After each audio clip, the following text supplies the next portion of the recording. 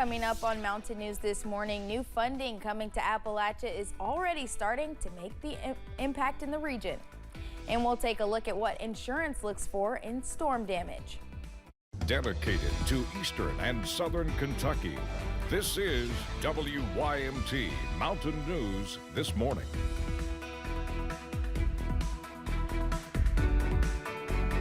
Good morning, I'm Madison Carmouche. We are coming up on 6:30 this morning. Let's check in with meteorologist Tim Drawbridge for a look at your forecast this morning.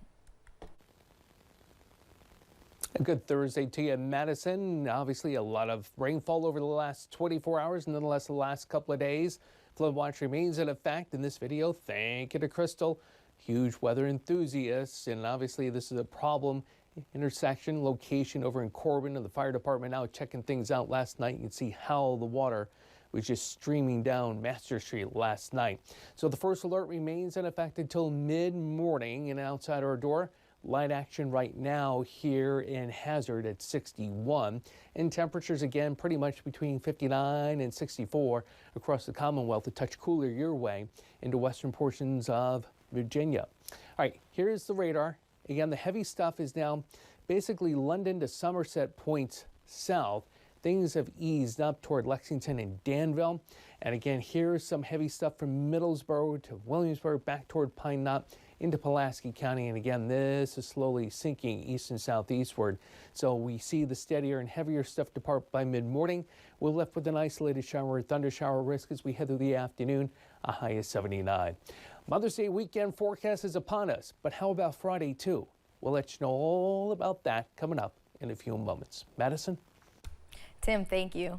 Several Republican lawmakers made stops in the region Tuesday to announce funding in the recent budget they believe will improve the quality of life in the region. I was able to speak to one CEO who was on the receiving end. Mountain Comprehensive Health Cooperation will receive more than $2 million to complete a project it's been working toward since 2020. This is transitional housing. We started this and applied for a ARC grant back in February of 2020. As you know, COVID hit in March of 2020, so the $2.1 million we had by the time it was awarded in September was already not enough. MCHC will transform the English building of the old Whitesburg High School into 22 single apartments for men as an extension of recovery care.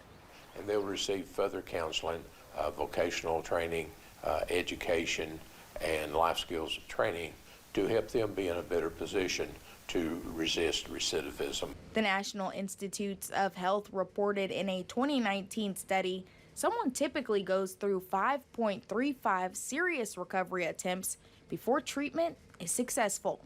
Many times they're going back into their own home environment that spawned the addiction to start with.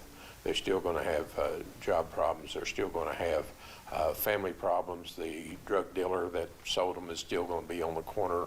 Caudill says being named a recovery-ready community by Governor Beshear only further motivates them to get this project underway. What we're trying to do is to help them be better prepared to withstand those pressures. The program will be open to men as they complete short-term recovery programs.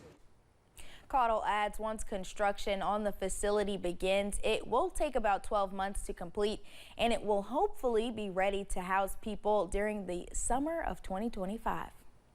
One person is dead after a tree fell on a car in Claiborne County, Tennessee, after severe weather came through that area yesterday. The incident happened on Lone Mountain Road Wednesday morning. Police told our sister station in Knoxville, 22-year-old Bryce Edward Hinnick was killed. An employee with the Department of Transportation Driver's Licensing Office in Prestonsburg has been charged with fraud. Last week, police arrested Brittany Dingus after she reportedly obtained personal debit card information from 3 people. Police say she used those cards and another person's email address to make online purchases. 2 people are facing charges after police say they found meth on them in Letcher County. Police were sent to a pizza restaurant in Whitesburg Tuesday after confirming 2 arrest warrants on Brianna Hall. Police found her in a game room in a gambling store nearby. Hall was using a purse that belonged to Brittany Looney, which contained nearly 35 grams of meth in it. Hall and Looney were taken to the Letcher County Jail. 2 people are facing charges after a drug bust in Harlan County. While conducting an investigation in the Bloodsoe community, deputies with the sheriff's office found 2 people living on Bigelow Road with active arrest warrants.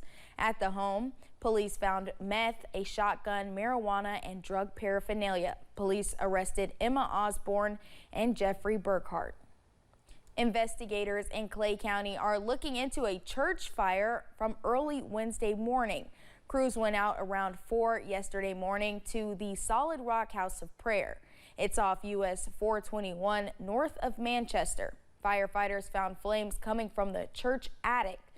Crews from multiple agencies went inside to try to put out the blaze and save musical equipment. Firefighters were pulled out due to structural safety concerns. No injuries were reported. Insurance agents in Kentucky say there are some things you need to prepare for if you have storm damage. Larry Stewart of Stewart and Tucker Insurance in Somerset says the first thing to do is document your damage, such as taking pictures.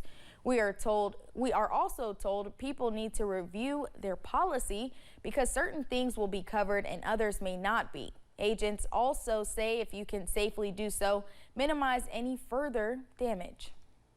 You don't want to make repairs, but you want to stabilize the damage. You want to put a tarp on the roof to make sure that the water doesn't leak in the house and cause further damage, and do everything you can to secure the area as much as possible from further damage.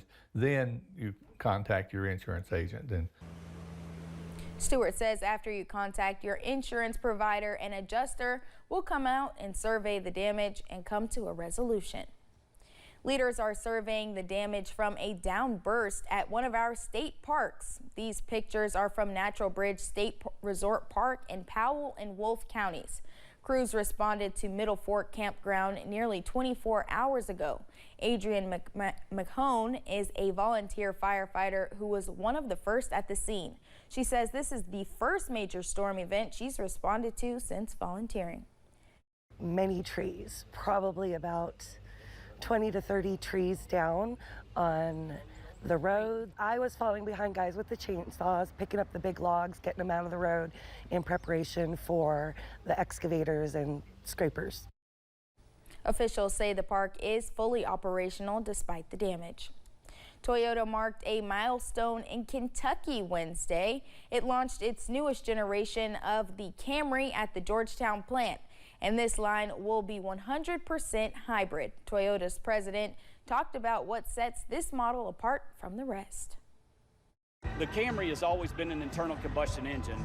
To go 100% hybrid, that in and of itself is a big milestone for the Camry. Performance and the handling, I didn't think it was possible to improve it. They've improved it. And the 5th generation hybrid adds a lot of power to the 4-cylinder engine, and it's a beautiful car both inside and out. The Camry has been built in Kentucky since 1988. Toyota officials also say the starting retail price is set at less than $29,000. You can expect to see it at your local dealer later this spring.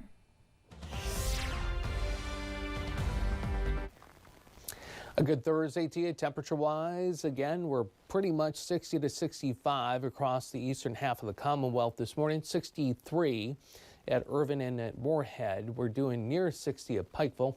Mid-50s, Clintwood over 2 Wise, and 61. Good morning to you at Jonesville. All right, here is the pinpoint Doppler radar. And it's good to have seen the trend with the heaviest of rainfall now into eastern Tennessee. Light stuff from Moorhead to Jackson. We've seen the rain end from Lexington down toward Danville and to Liberty, but we pick it up from Waynesburg with some heavier bursts of rain across the heart of Pulaski County, on toward Barberville, from Williamsburg back toward Powersburg, and crossing the border on into Tennessee. So again, the heavy stuff, the steady stuff up until about mid-morning. We decrease our rain chances as we head to the afternoon, but we completely don't eliminate them with an isolated shower or thunder shower threat this afternoon. And with some sunshine, we get up close to 80 for an afternoon high. All right, how does the end of the work week shape up for tomorrow? We'll let you know, as well as Mother's Day. Your First Alert 7-day forecast coming up in a few moments. Madison? All righty, Tim, thank you. And thank you for joining us. The time is now 6:39. Still to come on Mountain News this morning, President Biden has given Israel an ultimatum after halting a weapon shipment before Israel's invasion of Rafah.